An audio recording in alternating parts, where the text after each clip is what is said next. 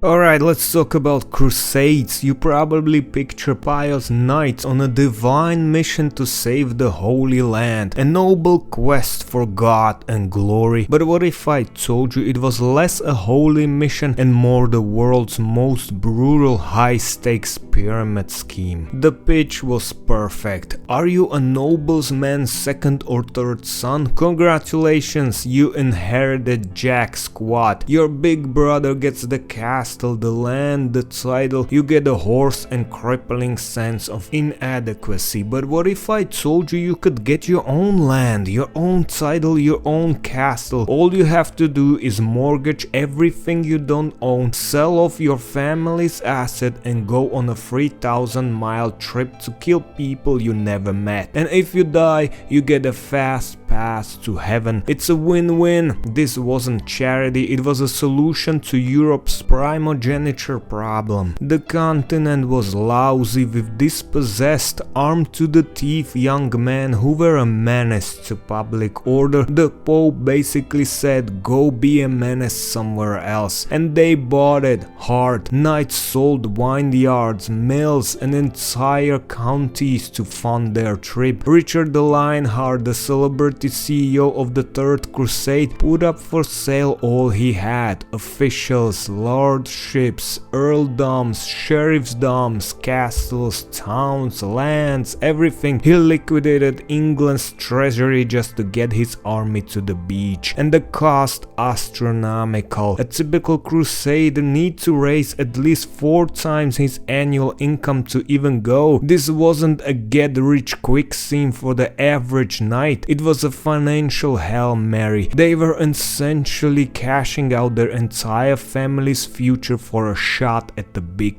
prize, a slice of land in the Levant. But who really got rich? Not the guys on the ground. Historians know that crusaders and their families were often habitual losers from the economic perspective. Many nobles were killed or returned impoverished, their power broken. The real winners were the people at the top of a pyramid. The Italian city-state like Venice and Genoa acted as the venture capitalist, funding the expedition and controlling the shipping lanes. They got exclusive trade deals and ports, effectively hijacking lucrative spice trades from Muslim control. And the church, it was the ultimate MLM founder. It didn't risk any capital, it just offered the spiritual product, indulgence, remission of sins, and took the cut of the glory and the power. It even invented new policies like a Saladin tithe to make sure the wealthier recruits were coughing up their fair share. The system even had a built-in future for kings back home. When a powerful noble went off to crusade and mortgaged his land for the crown to pay for it and then died in Syria, who got the land? The king. The Crusades were a fantastic way for monarchs to consolidate power, weaken the feudal lords and justified new taxes on everyone. So the Crusades weren't just a holy war, they were a massive economic restructuring project disguised as a pilgrimage. It was a way to export Europe's violent, landless youth, redirect wealth towards new power centers and open up new markets. It was a medieval MLN and the downline was a mountain of corpses, bankrupt estates and a whole lot of people who bought the dream only to find out that they were just the product.